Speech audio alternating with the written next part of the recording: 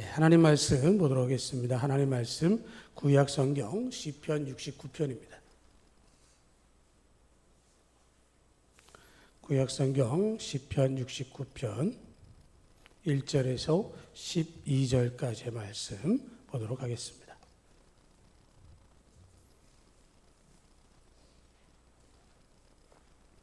시편 69편 1절에서 12절까지 우리 다 같이 한 목소리로 받들어 읽겠습니다.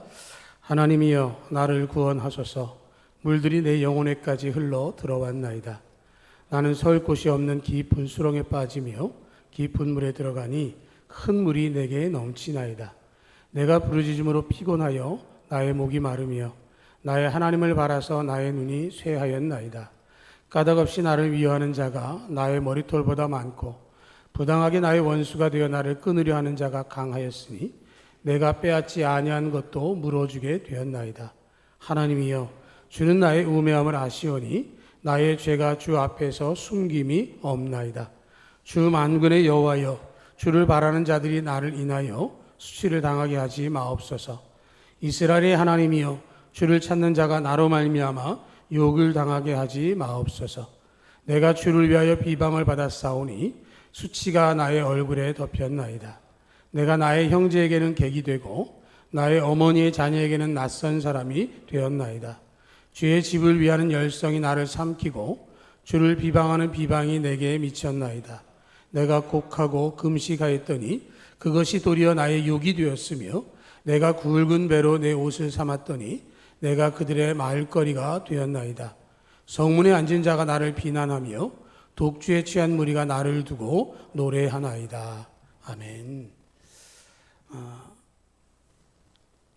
하나님의 말씀을 우리가 눈으로 보고 읽고 귀로 듣고 그래서 3번에 걸쳐서 말씀을 본다라는 얘기가 있습니다. 그래서 앞으로 본문을 같이 합독하는 시간으로 하려고 생각해서 오늘부터 그렇게 했습니다. 이해하시고 또 함께 말씀으로 은혜를 누렸으면 좋겠고요.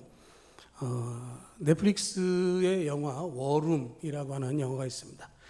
단순하게 계산하면 전쟁방인데요. 워룸이라고 하는 것은 전쟁 때 군 통수권자와 핵심 참모들이 전쟁을 잘할 수 있도록 상황실을 만들어 놓은 것을 워룸이라고 얘기를 합니다. 전략기획실 혹은 위기상황실 이렇게 말할 수 있는데요. 이번에 이란 전쟁하면서 트럼프 대통령과 함께 강요들이 있었던 것을 워룸이라고 말할 수 있는데 이 말하고 있는 넷플릭스의 워룸은 기독교 영화입니다. 기독교 영화인데요. 거기 보면 거기에 엘리자베스라고 하는 여주인공이 나옵니다. 평범한 교인이고요. 신앙생활을 자기는 잘하고 있다라고 생각하는 그런 사람입니다. 그리고 어려운 일이거나 짐되는 일이 있는 것을 굳이 하나님께로 가져가지 않고 삶이 어쩔 수 없다라고 하는 그런 운명론적인 생각을 가지고 있는 사람이고 직업은 보험 설계사입니다. 그래서 이 사람이 고객 가운데 클라라라고 하는 부인을 만나게 되고 그 부인과 이야기하면서 남편 얘기, 가정 얘기, 또 자녀 얘기 이런 것들을 나누다 보니까 자기의 신앙에 대해서 도전을 받는 거죠. 겉으로 보기에는 평범하고 아무 문제 없어 보이지만 사실은 여러 가지 문제가 있었는데 그 문제를 클라라 부인을 통해서 어떻게 해결했는가를 배우게 되는 것이죠. 그래서 집 안에다가 워룸이라고 하는 별칭을 붙이는 기도방을 만들게 됩니다. 그리고 기도방 안에는 다양한 기도 제목들을 붙일 수 있는 판을 준비해 놓고요. 거기에 하나하나 기도 제목을 놓고 거기에 들어가면 기도하는 시간이 되는 것이죠. 하나님과 작전을 회의를 하고 거기서 문제를 풀어나가게 되어지는 것이고 그러는 중에 남편과의 문제도 풀리고 자녀도 풀리고 모든 것들이 다 해결되는 것을 보면서 영적 전쟁의 방인 워룸이 필요하다라고 하는 내용이 그 영화의 전체적인 맥락입니다. 제가 정확하게 다 했는지 모르지만 여러분 기회가 되시면 한번 찾아보시면 좋을 것 같습니다. 우리들 안에도 영적으로 전쟁을 통해서 그 전쟁을 이겨나갈 수 있는 전쟁터 또 승리할 수 있는 워룸 하나님께서 계시는 그곳에서 만날 수 있는 은혜가 있기를 축복합니다. 오늘 그 시편 69편 이 말씀은 다윗의 시라고 되어 있습니다. 그래서 그가 소사님에 맞춘 노래라고 되어 있고요. 다윗이 시편 전체 가운데 거의 절반을 썼는데 그 가운데 36편이 비탄에 잠긴 탄식이 담겨 있는 시고요. 그것 속에서 이제 나와 있는 시 중에 하나가 되는 거죠. 오늘 말씀을 보면 다윗은 수렁에 빠져 있고 자기는 곤경에 빠져서 그것을 극복할 만한 방법이 없다라는 얘기를 합니다. 또 자기가 하나님을 위해서 열심을 가지고 있지만 그것 때문에 욕을 먹고 비난을 당하고 주변 사람들로부터도 함께할 수 없는 것처럼 외면당하는 모습을 이야기하는 것이죠. 자기는 하나님 앞에 경건하기 위해서 잘못을 하지 않기 위해서 노력을 하지만 그럼에도 불구하고 억울한 비난과 조롱거리, 누명을 쓰는 것에 대해서 이야기를 하는 것이죠. 그럼에도 불구하고 또 반면에 그들을 향해서는 하나님의 심판을 잊지 않을 것에 대해서 이야기를 해야 하는 상황이 되는 것이죠. 그러니까 자기를 둘러싸고 있는 많은 사람들은 자기를 대적하고 있고 그럼에도 불구하고 자기 해야 할 일은 너무도 명확하고 그런 상황이 되어지면 많은 사람들은 좌절하기가 쉬운 것이죠. 하나님의 일을 하려고 하나님을 향한 열심이 있었는데도 불구하고 당하는 고난이기 때문에 원망할 수도 있지만 다윗은 그렇게 하지 않고 있다라는 것이죠. 예레미야 선지자의 경우를 보면 예레미야 15장 10절에 이렇게 얘기를 합니다. 내게 재앙이로다 나의 어머니여 어머니께서 나를 온 세계에 다투는 자와 싸우는 자를 만날 자로 낳으셨도다. 내가 구워주지도 아니하였고 사람이 내게 꾸이지도 아니하였건만은 다 나를 저주하는도다 라고 얘기를 하고 있습니다. 예레미야가 얼마나 힘들었든지 엄마를 향해서 원망하는 이 이야기를 하는 것이죠. 다투는 자와 싸우는 자를 만날 자로 나왔다. 우리식으로 표현하면 자기 인생이 꼬였다는 겁니다. 자기 인생은 정말로 험난하다라는 얘기를 하는 것이죠. 그런데 예레미야가 20장에 가면 20장 7절로 9절에서 이렇게 고백을 합니다. 여호와여 주께서 나를 권유하심으로 내가 그 권유를 받아 싸우며 주께서 나보다 강하사 이기셨으므로 내가 조롱거리가 되니 사람마다 종일토록 나를 조롱하나이다. 내가 말할 때마다 외치며 파멸과 멸망을 선포함으로 여호와의 말씀으로 말미암아 내가 종일토록 치욕과 모욕거리가 됨이니이다. 내가 다시는 여호와를 선포하지 아니하며 그의 이름으로 말하지 아니하리라 하면 나의 마음에 불붙는 것 같아서 골수에 사무치니 답답하여 견딜 수 없나이다. 자기를 돌아보고 자기의 상황을 보면 자기 공격하고 조롱하고 치욕과 모욕이 다가오고 있지만 그것 때문에 하나님 말씀을 전하려고 하지 않아도 다시 자기 안에서 불붙는 마음이 생겨나서 복음을 전할 수밖에 없다라는 얘기를 하는 것은 형편과 처지를 넘어서서 하나님의 은혜와 말씀을 통한 열심이 고백되어지는 것을 이야기하는 것이고 그 고난을 당할 때 오늘 말씀 가운데서는 자기 자신을 돌아보고 있는 것을 이야기하는 것이죠. 내가 특별한 잘못을 저지르지도 않았음에도 불구하고 억울하게 당하는 이 모든 것들 속에서 자기 자신을 돌아보고 그러는 가운데 하나님 앞에 자기의 모든 것을 내려놓게 되어지는 것이죠. 하나님 앞에 숨김없이 모든 것을 내어놓았을 때에 하나님과의 사이에는 아무것도 없는 것이죠. 하나님께서 그 모든 것들을 해결하시면서 우리 자신이 어떠한 신앙으로 살 것인지를 분명하게 보여주기 때문에 고난을 통해서 다양한 모습으로 다가오고 있지만 그 고난을 우리가 하나하나 풀어내기 위해서 그 방법으로 기도를 이야기하는 것이죠.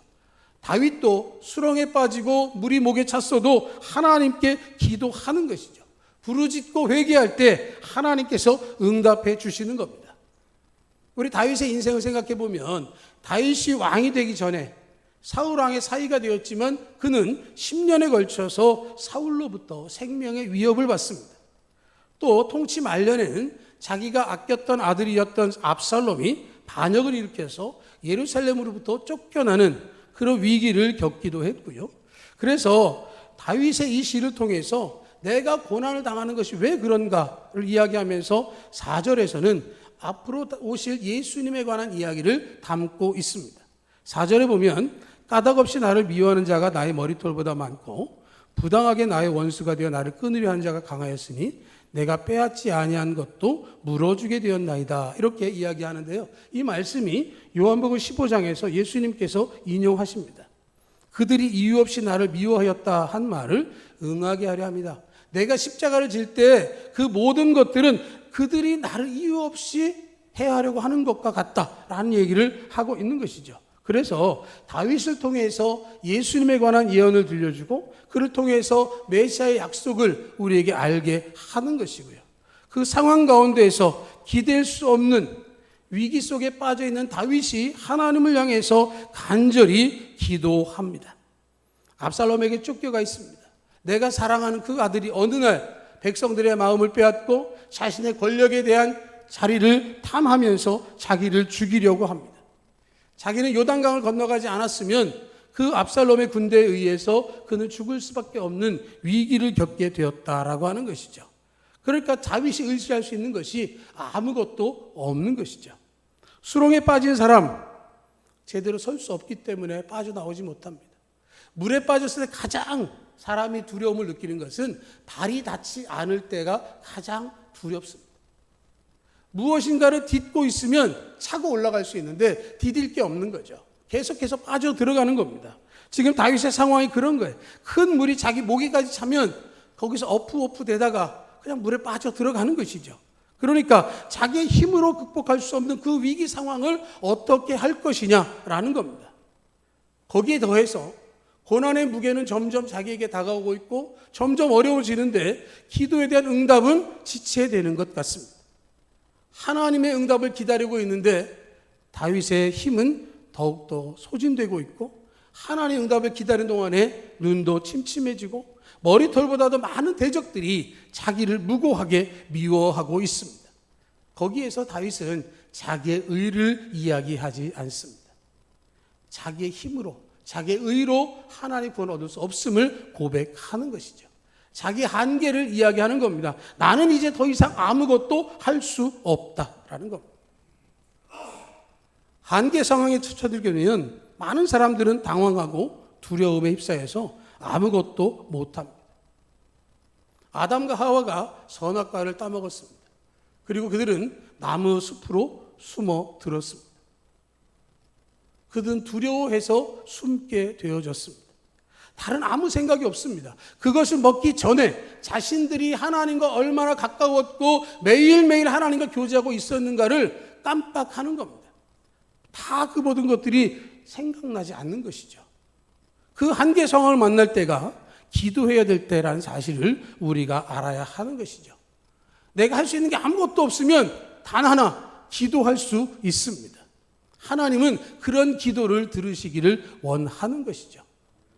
그렇게 기도하면서 자기를 돌아보는 거예요. 내가 지금 왜 이 고난 속에 빠졌는가라는 것이죠. 내가 죄 때문에 그렇다고 한다면 그것은 회개해야 되는 일이고 하나님께서 이 일을 통해서 나를 훈련시키기 위한 테스트라고 한다면 그 시험을 우리가 통과하기 위해서 하나님께 기도해야 하는 것이죠. 고난의 원인을 파악하는 겁니다. 원인 파악은 하나님께 있는 게 아니라 나에게 있는 것이죠. 내가 무엇인가를 잘못하고 있는가?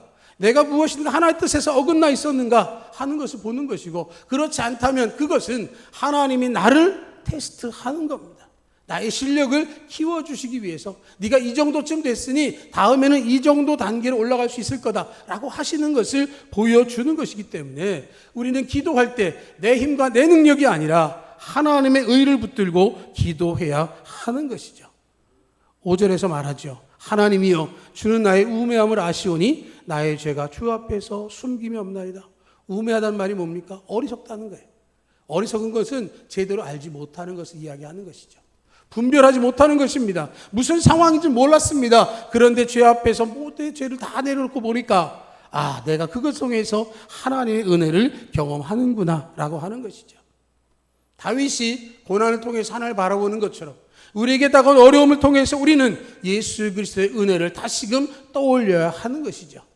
그것을 위해서 예수님께서 십자가를 져 주셨습니다. 다윗은 자기의 고난이 주님을 위한 것이라고 이야기를 하고 있습니다. 하나님은 열심 때문에 고난이 임했다고 말하고 있는 것이죠. 7절에서 말합니다. 내가 주를 위하여 비방을 받았사오니 수치가 나의 얼굴에 덮였나이다. 주를 위해서 비방을 받았답니다. 자기 때문이 아니라 주님을 위해서라고 말하는 것인데 그 모든 것이냐면 그 일을 통해서 하나님을 믿고 하나님을 따르고자 했더니 사람들이 자신들과 다르다고 자기를 핍박했다라는 것이고요. 8절에서는 내가 나의 형제에게는 객이 되고 나의 어머니의 자녀에게는 낯선 사람이 되었나이다. 나의 가장 가까운 사람, 나의 피부치가 되는 그 사람들로부터도 내가 외면을 당했습니다. 어머니의 자녀에게는 낯선 사람이 됐다. 너는 형제가 아닌 것 같아 라고 말하고 있는 것이죠. 왜 그런 것인가를 이야기할 때 9절에서 말하기를 주의 집을 위하는 열성이 나를 삼키고 주를 비방하는 비방이 내게 미쳤나이다 라고 말하고 있습니다. 내가 주님을 향한 열심을 가졌더니 나를 향해서 내 형제나 자녀들뿐만 아니라 모든 주변 사람들이 나를 향해서 핍박하고 조롱하고 외면하고 있는데 그 외로움을 내가 어떻게 극복할 수 있겠느냐라고 하는 것이고, 이 말씀은 요한복음 2장에 있는 것처럼 성경 말씀에 주의 전을 사모하는 열심이 나를 삼키리라는 것을 기억하게 했다라는 것이죠. 예수님께서 성전을 청결하실 때, 장사치들 내쫓을 때 하셨던 말씀이기도 한 것이죠. 이 말씀 앞에 대제사장과 서기관과 바리새인들이 예수님을 죽이기로 결심합니다. 주를 위한 열심을 그들은 핍박하고 죽일 수 있는 도구로 삼으려고 했다라고 하는 것이죠. 그런 상황을 만났을 때 어떻게 극복하느냐는 겁니다.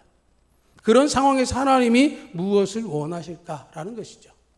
내게 그런 상황이 만나진다면 그 문제를 풀어내는 방법을 이야기할 때 일본의 미즈시마 히로코라고 하는 분이 나는 절대 외모에 집착하지 않는다라는 책을 썼습니다. 굉장히 긍정적인 단어죠. 외모에 집착하지 않는다. 거기에 보면 뿌띠 트라우마라는 얘기를 합니다. 뿌띠 트라우마가 뭐냐면 이렇게 생활하는 가운데 다른 사람들이 나에 대해서 부정적인 평가를 하는 겁니다. 나에 대해서 비난하는 것이죠. 그러면 처음에는 그냥 별로 심각하게 생각하지 않는데 그게 누적된다는 것이죠. 그러니까 누적되게 되면 그것이 상처로 남게 되기 때문에 그것을 피해야 된다. 그걸 피해야만이 하나님의 은혜로 살아갈 수 있는데, 그렇게 하기 위해서는 그걸 내 거로 담지 말아라 하는 것이죠. 사람들이 나에 대해서 오해하기도 하고요. 나에 대해서 이상한 말을 하기도 합니다. 그런데 그런 모든 것들에 대해서 내 것으로 받아들이지 않아야 된다는 것을 이야기합니다. 그걸 조금 다른 표현으로 하면 마리사 피어스라고 하는 분은 이렇게 얘기했어요. 누가 비난하고 이렇게 나를 깎아내리면 그걸 하나의 물건으로 생각하면 된다는 거예요. 그래서 그걸 그 사람이 나에게 주는 거라는 거죠. 비난하고 조롱하는 것은 그걸 나에게 주는 거래요. 그러면 그걸 내가 안 받으면 된다는 거예요. 그리고 그 물건이 어디가 있느냐? 그 사람의 손에 있든지 아니 어딘가 떨어져 깨졌든지 나하고는 상관없는 것이 된다라고 얘기를 하는 것이죠. 그러니까 그런 모든 것들 상황 속에서 내 것이 아닌 것으로 해야 된다라고 하는 것이고, 두 번째는 성숙한 방법으로 상대방을 인격화하는 것이죠. 링컨이 자기의 정치적인 대적이었던 스탠턴을 국방장관으로 임명했습니다. 주변에서 굉장히 그 선택을 이해하지 못해서 질문을 했습니다. 왜 그 사람을 국방장관으로 임명합니까? 그랬더니 내 주변에 그만큼 능력 있는 국방장관감을 본 적이 없습니다. 그렇게 얘기를 했어요. 그러면서 원수를 없애는 방법은 원수를 친구로 만드는 것이다. 그렇게 이야기를 했고요. 그래서 링컨이 암살당한 후에 이 스탠턴이 링컨에 대해서 가장 위대한 위인이 잠들었다. 그러면서 슬퍼했다라는 얘기가 있습니다. 오늘 본문 속에서 다윗은 고난을 생각합니다. 예수님의 고난을 우리가 생각할 수 있습니다. 사순절을 지나면서 여러 가지 질문들과 여러 가지 경건에 대한 도전들을 받습니다. 고통받는 사람들, 질병을 앓는 사람들, 사별의 고통이 있는 분들, 직장과 삶의 터전을 잃어버리고 삶의 무게에 짓눌린 사람들이 있습니다.